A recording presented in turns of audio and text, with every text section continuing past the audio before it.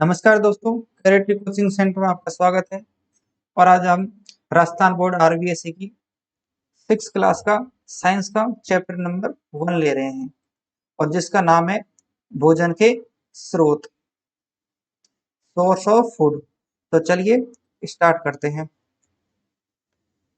इस चैप्टर में हम पढ़ेंगे भोजन की आवश्यकता, यानी कि हमें भोजन की आवश्यकता क्यों होती है, हम भोजन क्यों करते हैं, इसकी हमें क्या जरूरत होती है और भोजन न करने के क्या क्या नुकसान होते हैं, उससे हमारे शरीर पर क्या क्या इफेक्ट होता है, ये हम इस चैप्टर में इस बिंदु पे पढ़ेंगे। भोजन के स्रोत के आधार भोजन के आधार पर जंतुओं का वर्गीकरण पढ़ेंगे कि भोजन अलग अलग जंतु अलग अलग प्रकार का भोजन करते हैं और उस बेस पे हम उनको कितने कैटेगरी में डिवाइड कर सकते हैं, ये हम इसमें बिंदु में पढ़ेंगे।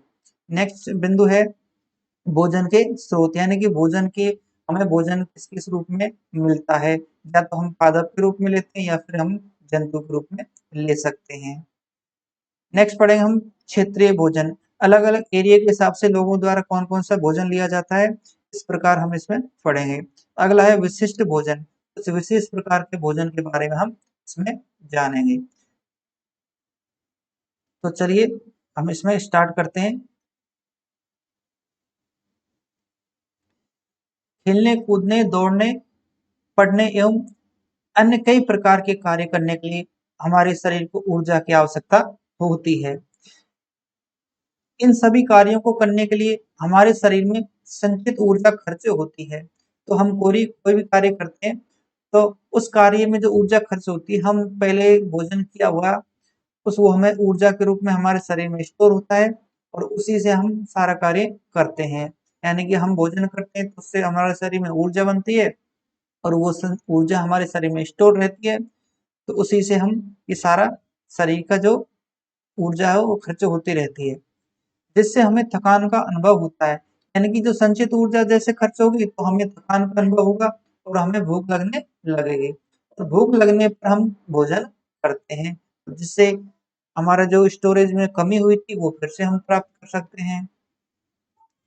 भोजन के रूप में हम क्या-क्या ग्रहण करते हैं अब हम पढ़ेंगे।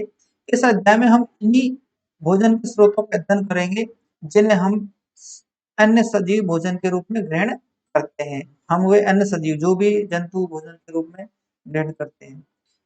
भोजन की आवश्यकता, हमें भोजन की आवश्यकता क्यों होती है? ये टेबल है, इसको आप फिल अप कर सकते हैं। बाकी हम आगे देखते हैं।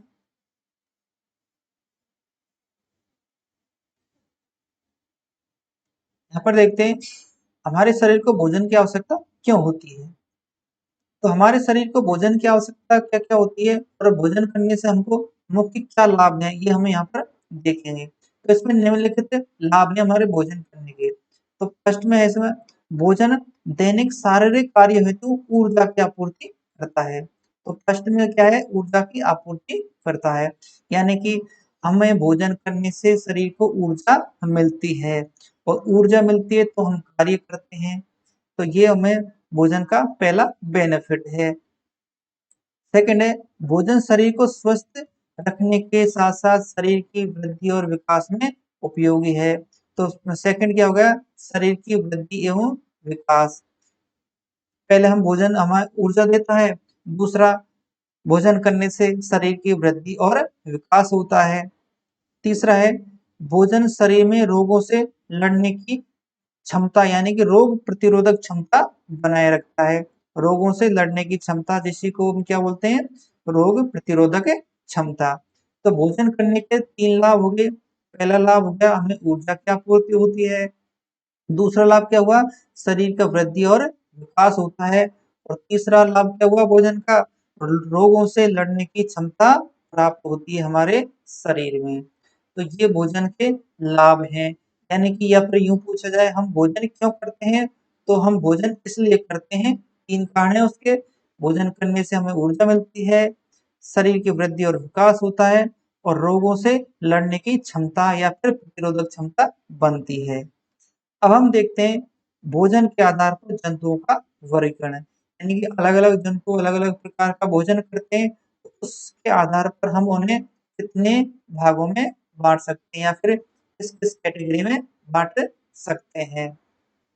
तो ये टेबल है, इसमें टेबल में अलग अलग तरह का जानवरों के नाम दिए गए हैं, जैसे बकरी है, इसमें पेड़ पौधों से प्राप्त भोजन है और जंतुओं से प्राप्त भोजन है।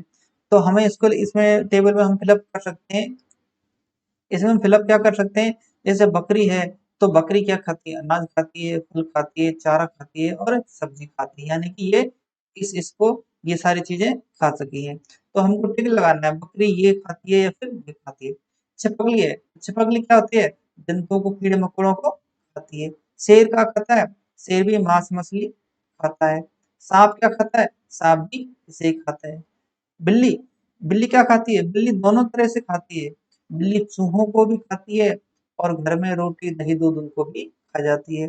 इसी प्रकार मनुष्य भी अनाज, पेड़ पौधों से भी प्राप्त फल को खाता है, भोजन को प्राप्त खाता है मनुष्य, और जंतुओं से भी प्राप्त भोजन खाता है, इस तरह से। तो इसमें यहाँ पर जो जंतु पेड़ पौधों से प्राप्त भोजन है और इधर है जंतु से प्राप्त भोजन है। जो जानवर पेड़ पौधों से प्राप्त भोजन को, केवल पेड़ पौधों से प्राप्त भोजन को करते हैं, उसको बोलते हैं शाकाहारी। तो क्या बोलते हैं, शाकाहारी। और जो केवल जंतुओं से प्राप्त भोजन को करते हैं उसको बोलते हैं मांसाहारी, उसको बोलते हैं मांसाहारी। और ये कैटेगरी है जो दोनों प्रकार के भोजन प्राप्त करते हैं उसको बोलते हैं सर्वाहारी, उसको बोलते हैं सर्वाहारी। तो इस प्रकार ये आगे हम कैटेगरी पढ़ेंगे, ये तो मैंने आपको भी टेबल फिलअप करके ये चीज समझाई है।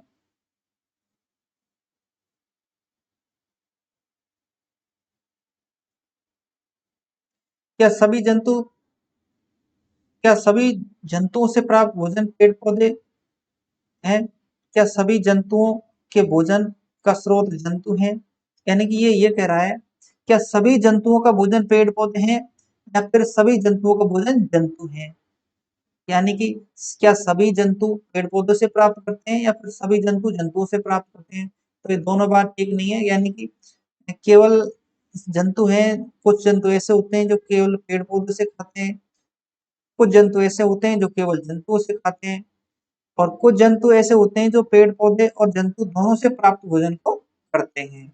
जैसे मनुष्य है, मनुष्य क्या खाता है, ये पेड़ पौधे भी खाता है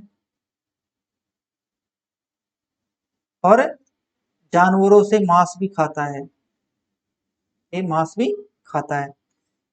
तो यानी कि कोई भी जंतु होता है वो दोनों प्रकार से भोजन कर सकता है और उसी को बोलते हैं सर्वाहारी। और हम टेबल फिलअप करनी है हमने। 1.2 से विभिन्न श्रेणी के जंतुओं में से कुछ जंतु केवल पौधों से प्राप्त खाद्य सामग्री को तथा कुछ जंतु केवल जंतुओं से प्राप्त खाद्य सामग्री के भोजन को के रूप में ग्रहण करते हैं, परंतु कुछ जंतु ऐसे हैं जो पौधे और जंतुओं दोनों से प्राप्त खाद्य सामग्री को ग्रहण करते हैं। भोजन ग्रहण करने के आधार पर हम प्राणियों को निम्नलिखित श्रेणियों में बांट सकते हैं, यानी कि अब प्राणी भोजन प्राप्त करते हैं उस आधार पर हम कितने प्रकार में बांट सकते हैं। तो हम यहाँ पर इनको कुल बांटेंगे, कुल 3 प्रकार में बांटेंगे भोजन के आधार पर। इसमें पहला है शाकाहारी, यानी कि हर्बीवोरस। दूसरा है मांसाहारी, कार्निवोरस। तीसरा है सर्वाहारी, यानी कि ओमनीवोरस। तो मैंने पहले बताया था शाकाहारी केवल पेड़ पौधों से प्राप्त भोजन करेंगे, मांसाहारी केवल जंतुओं से प्राप्त भोजन करेंगे, सर्वाहारी दोनों से, यानी कि पेड़ पौधे और जंतु दोनों से प्राप्त भोजन करेंगे। अब इसकी डिटेल देखते हैं हमें। शाकाहारी जंतु,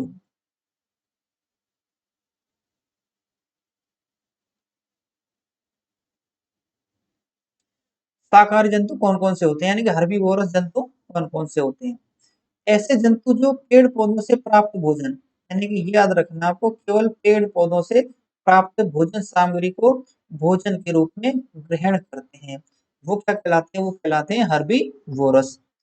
इनको शाकाहारी जंतु कहते हैं। जैसे गाय, भेड़, बकरी, ऊंट, हिरण आदि, ये जितने भी जंतु हैं अभी बताया, गाय, भेड़, बकरी, ऊंट, हिरण, ये केवल पेड़ पौधों को खाते हैं, भोजन के रूप में ग्रहण करते हैं।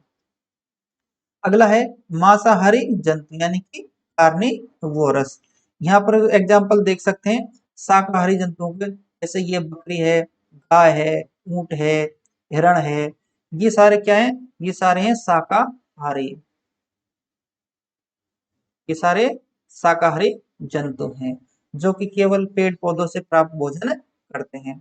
अब देखते हैं मांसाहारी यानी कि कार्निवोरस एनिमल कौन कौन से होते हैं मांसाहारी। ऐसे जंतु जो जंतुओं से प्राप्त भोजन सामग्री, ऐसे जंतु जो जंतुओं से प्राप्त भोजन सामग्री जैसे मांस, मछली आदि को भोजन के रूप में ग्रहण करते हैं, मांसाहारी जंतु कहलाते हैं। जैसे शेर है, चीता है, भेड़िया, मगरमच्छ, सांप आदि। तो इस जैसे ये शेर है तो ये क्या है? यह है मांसाहारी। ये क्या है? ये मांसाहारी है क्योंकि ये केवल मांस खाता है यानी कि जंतुओं से प्राप्त भोजन को प्राप्त करता है। अगला है सर्वाहारी। तो सर्वाहारी में क्या कौन से आ जाएंगे? दोनों कैटेगरी आ जाएंगे। सर्वाहारी जंतु यानी कि ओमनिवोरस एनिमल्स, ऐसे जंतु जो जंतुओं एवं पेड़ पौधे दोनों, जंतुओं एवं पेड़ पौधों दोनों से प्राप्त भोजन करते हैं, दोनों से प्राप्त भोजन सामग्री को भोजन के रूप में ग्रहण करते हैं, सर्वाहारी जंतु कहलाते हैं। इनमें कौन कौन से आते हैं? कौवा है, कुत्ता है, मनुष्य है। ये तीनों पेड़ पौधों से प्राप्त भोजन भी कर सकते हैं और मनुष्यों से प्राप्त भोजन भी, यानी मनुष्य में जंतुओं से प्राप्त भोजन भी कर सकते हैं। जैसे मनुष्य है तो खाना भी खाता है और मांस भी खाता है, इसी तरह से कुत्ता भी पेड़ पौधों से प्राप्त भोजन भी कर सकता है, रोटी भी खा सकता है। खाना हम जो खाते हैं वो शाकाहारी होता है क्योंकि चपाती होती है, रोटी होती है, वो गेहूं से बनती है, गेहूं पौधा है। उपयुक्त उदाहरणों के अतिरिक्त सारणी में अंकित प्रत्येक श्रेणी में अपने आसपास किए गए कम से कम 3 जंतुओं के नाम लिखिए।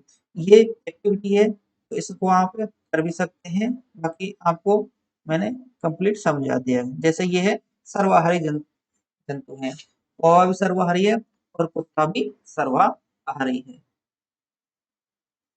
यहाँ पर है, इसमें आप एग्जाम्पल के रूप में लिख सकते हैं शाकाहारी कौन कौन से, मांसाहारी कौन कौन से और सर्वाहारी कौन कौन से। अब हम पढ़ेंगे भोजन के स्रोत, यानी कि भोजन के क्या क्या स्रोत होते हैं। हमें मालूम है कि भूख लगने पर समस्त प्राणी किसी न किसी प्रकार की खाद्य सामग्री को भोजन के रूप में ग्रहण करते हैं। यह भोजन हमें दो मुख्य स्रोतों से प्राप्त होता है, एक तो पादप से प्राप्त होगा, दूसरा जंतु से प्राप्त हो सकता है। भोजन के रूप में, स्रोत के रूप में पादप, यानी कि हम भोजन के रूप में पादप को इस प्रकार भोजन के रूप में ग्रहण करते हैं। हम सामान्यतः पादपों के विभिन्न भागों से अलग अलग पादपों को, उत्पादों को भोजन के रूप में ग्रहण करते हैं जो कि निम्नलिखित हैं। यानी कि पादप को हम किस रूप में भोजन के रूप में ग्रहण करते हैं? हम उसको अनाज के रूप में ग्रहण करते हैं, दाल के रूप में, सब्जियों के रूप में, फल के रूप में, शर्करा के रूप में यानी कि मीठी चीज के रूप में, तेल के रूप में, मसाले के रूप में और स्फूर्ति पेय के रूप में। यानी कि हम भोजन को इन इन रूपों में हम भोजन के रूप में लेते हैं पादप को। अब हम इसकी एक एक डिटेल पढ़ेंगे कि हम अनाज को किस प्रकार लेते हैं, दाल को किस प्रकार लेते हैं।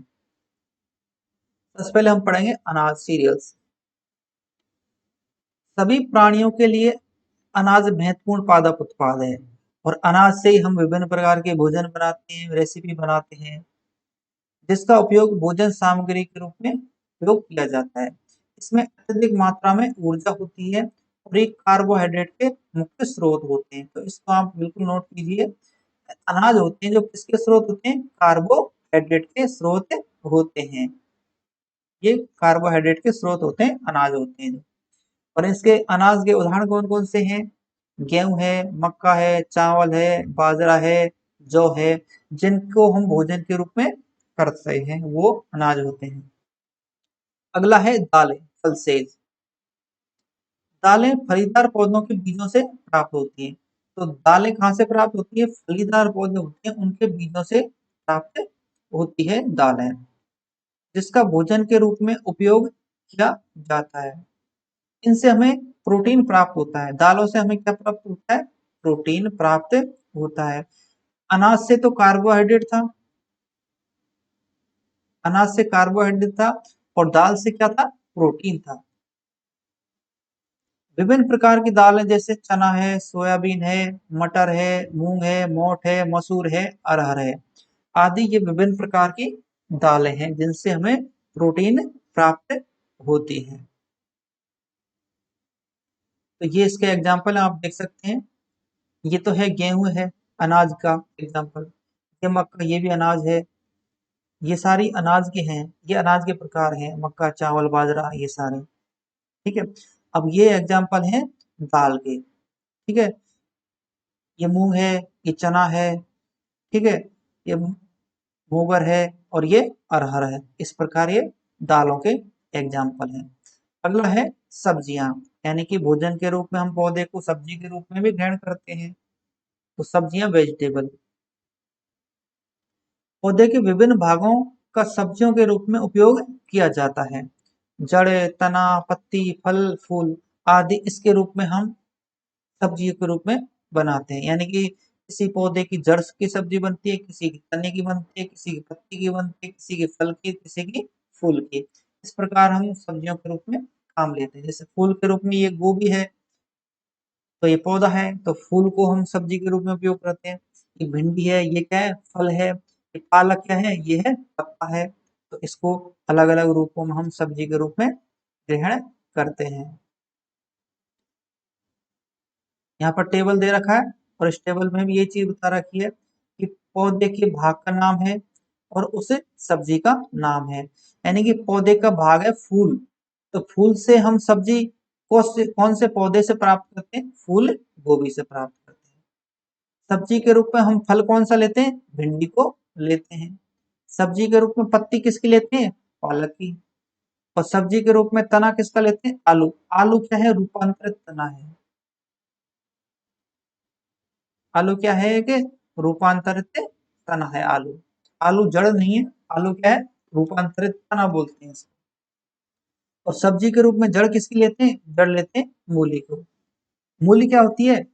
लगने में, देखने में ऐसा लगता है कि आलू भी जमीन के नीचे आता है और मूली भी जमीन के नीचे आती है, तो दोनों ही जड़ होनी चाहिए। लेकिन मूली तो क्या है? ये तो है जड़, और आलू क्या है? तना है आलू। तो यहाँ पर सब्जी के रूप में हम इनको ग्रहण करते हैं। अगला है फ्रूट, फल। दो पादपों को हम फल के रूप में भी ग्रहण करते हैं। फल, फल भी पौधों से प्राप्त भोज्य पदार्थ है, और फलों से शर्करा एवं पोषक तत्वों से युक्त होने के कारण शरीर में बहुत ही उपयोगी होते हैं।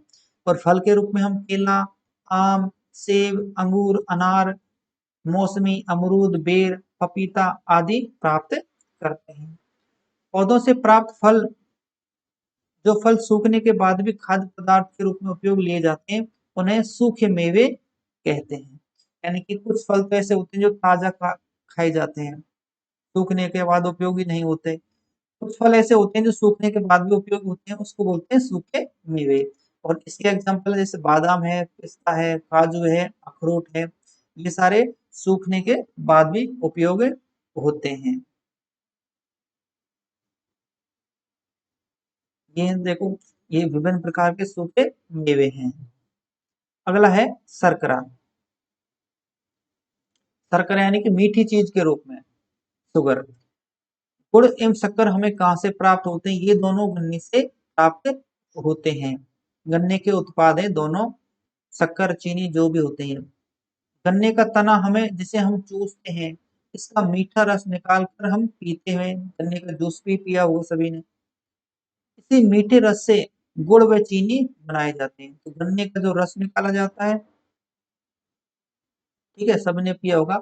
और इसी को गर्म करके विभिन्न प्रकार के खाद्य पदार्थ जैसे चीनी है, बूरा है, गुड़ है, ये सारे इसी से बनाए जाते हैं, जो हमारे दैनिक जीवन के भोजन का महत्वपूर्ण भाग है। गन्ने के अतिरिक्त चुकंदर से भी शक्कर बनाई जाती है। ये है चुकंदर, जो कि बहुत ही लाभदायक होती है शरीर के लिए, और इसी इससे भी चीनी बनाई जाती है। तो ये था शर्करा के रूप में हम भोजन के रूप में पौधों को प्राप्त करते हैं। अगला है मसाले। पौधों को हम मसाले के रूप में ग्रहण करते हैं। हमारे दैनिक जीवन में उपयोगी मसाले भी हमें पादपों से प्राप्त होते हैं। ये भोजन में अल्प मात्रा में प्रयोग किए जाते हैं और जो ये मसाले होते हैं भोजन में बहुत अल्प मात्रा में डाले जाते हैं। इसमें भोजन में स्वाद एवं पौष्टिकता बढ़ती है। जैसे सौंठ है, हल्दी है, लौंग है, सौंफ है, काली मिर्च, तेज पत्ता, बड़ी इलायची, जीरा आदि ये सारे मसाले हैं और ये भोजन में बहुत कम डाले जाते हैं और ये स्वाद एवं पौष्टिकता के लिए डाले जाते हैं। तो ये सारे इसके एग्जाम्पल हो गए। ये लौंग है, इलायची है, काली मिर्च है, तेज पत्ता है। इसके बाद हम देखते हैं तेल, यानी कि पौधों को हम तेल के रूप में भी ग्रहण करते हैं। तेल हमारे भोजन का महत्वपूर्ण घटक है जो विभिन्न प्रकार के पादप भाग से प्राप्त होता है। ये ऊर्जा के भी स्रोत होते हैं। तो तेलों से हमें ऊर्जा भी प्राप्त होती है और विभिन्न प्रकार के और पौष्टिक तत्व इसमें होते हैं। तेल हमें मुख्यतः विभिन्न पादप के बीजों एवं फलों से प्राप्त होता है। तेल बीज व फल दोनों से ही प्राप्त होता है। जैसे सोयाबीन है, नारियल है, सरसों है, मूंगफली है, तिल है, सूरजमुखी है, इन सभी से हमको तेल प्राप्त होता है। जैसे ये सारे बीज हैं जिनसे हमको तेल प्राप्त होता है। अगला है स्फूर्ति पेय। स्फूर्ति पेय क्या होता है? चाय के पौधों की पत्तियों को सुखाकर चाय तैयार की जाती है। अब देखो चाय होती है, चाय भी पेड़ से ही प्राप्त होती है। पेड़ से प्राप्त होती है तो ऑब्वियसली ये खाद्य पदार्थ बन गया, पौधे के रूप में हम इसको ग्रहण कर रहे हैं, जिसका हम स्फूर्ति पेय के रूप में उपयोग करते हैं। स्फूर्ति पेय ये होता है जिसको हम पीकर थोड़ा सा एक्टिव महसूस करते हैं, एक्टिव फील करते हैं, जिससे इस चाय ही, कॉफी ही, ठीक है, इनको हम स्फूर्ति पेय बोलते हैं। इसी प्रकार कॉफी के बीजों से कॉफी पाउडर बनाया जाता है। चाय और कॉफी को स्फूर्ति पेय बोलते हैं। ये तो है कॉफी और ये है चाय। अगला है, अभी तक हमने पढ़े थे पादपों को भोजन के रूप में इस प्रकार ग्रहण करते हैं। अब हम पढ़ेंगे भोजन के स्रोत के रूप में जंतु। ठीक है, हम भोजन के रूप में जंतुओं को इस प्रकार से ग्रहण करते हैं।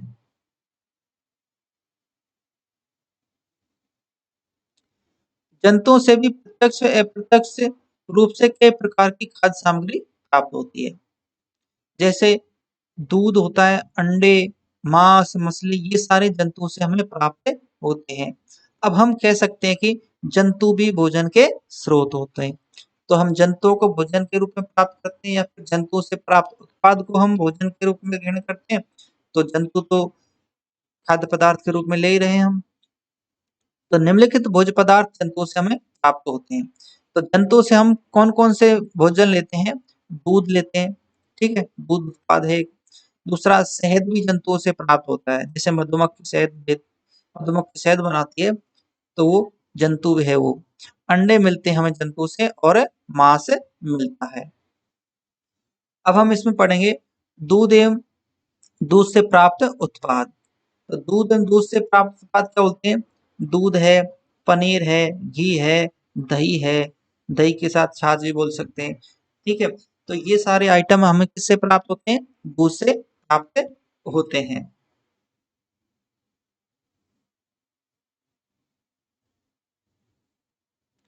दूध हमें गाय, भैंस, बकरी आदि से प्राप्त होता है।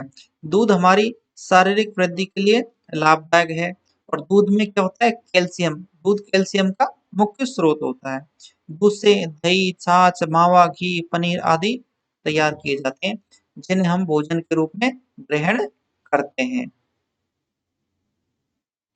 आगे हम देखते हैं भोजन के रूप में हम शहद भी प्राप्त करते हैं, अंडे भी प्राप्त करते हैं। ठीक है, शहद के रूप में हम भोजन प्राप्त करते हैं। शहद आपने देखा होगा, ये मधुमक्खी का छत्ता बोलते हैं जिसको, हनीकॉम्ब, और इससे हमको शहद मिलता है। शहद हमें मधुमक्खी से प्राप्त होता है। ये स्वाद में मीठा होता है। इसमें कई औषधीय गुण होते हैं। यह हमारे शरीर के लिए लाभदायक कीट उत्पाद है। तो शहद क्या है? शहद एक है कीट उत्पाद। कीट उत्पाद एक प्रकार का कीट उत्पाद है। अगला है अंडे।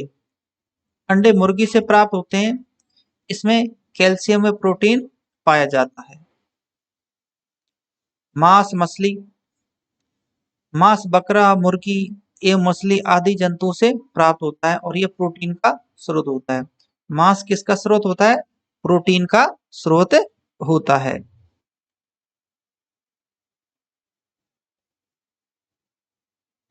अब है क्षेत्रीय भोजन, यानी कि अलग अलग एरिया में लोगों द्वारा कौन कौन से भोजन प्राप्त किए जाते हैं। क्षेत्रीय भोजन।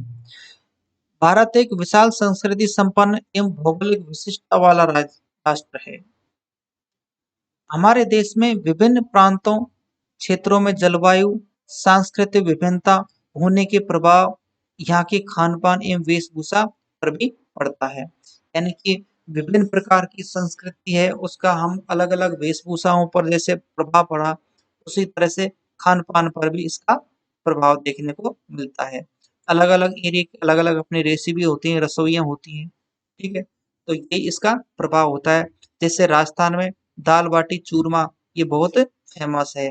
इसी प्रकार पंजाब में मिस्सी रोटी एवं सरसों का साग ये बहुत फेमस है।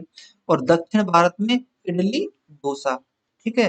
तो ये अलग-अलग क्षेत्रों के अलग-अलग भोजन होते हैं। अब है विशिष्ट भोजन। विशिष्ट भोजन का मतलब ये होता है कि हम अलग-अलग त्योहारों पर अलग-अलग प्रकार के भोजन बनाते हैं, विभिन्न प्रकार की मिठाइयाँ बनाते हैं, ठीक है? तो ये अलग-अलग प्रकार के त्योहारों पर अलग-अलग प्रकार प्रकार के व्यंजन बनाए जाते हैं। अब हम इसके महत्वपूर्ण बिंदु देख लेते हैं। सभी सजीव भूख लगने पर भोजन करते हैं। भोजन के 2 स्रोत हैं, पादप और जंतु हैं।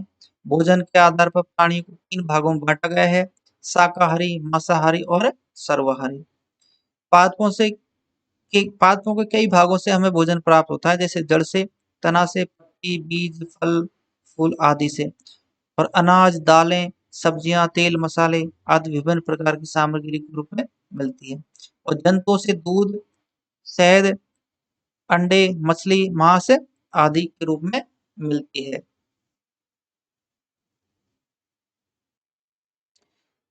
अगले ऑब्जेक्टिव क्वेश्चन है, तो इसको हम दो ही क्वेश्चन है, इसको हम देख लेते हैं।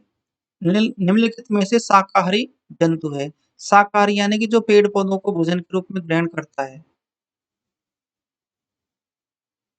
पेड़ पौधों को भोजन के रूप में कौन ग्रहण करता है? चीता करता है, शेर, कुत्ता या फिर हिरण? तो केवल क्या है? हिरण होता है जो इसका आंसर होगा। ठीक है। दाल पौधे के कौन से भाग से प्राप्त होती है? तो दाल होती है वो फूल से बनती है, कि बीज से बनती है, कि फल से बनती है, कि तने से? तो दाल होती है जो बीज से बनती है। तो इसका से आंसर हो जाएगा। तो ये चैप्टर यहीं पर खत्म होता है। आपको वीडियो कैसा लगा जरूर कमेंट करें, और अच्छा लगा तो लाइक करें और चैनल को सब्सक्राइब करें। Thank you.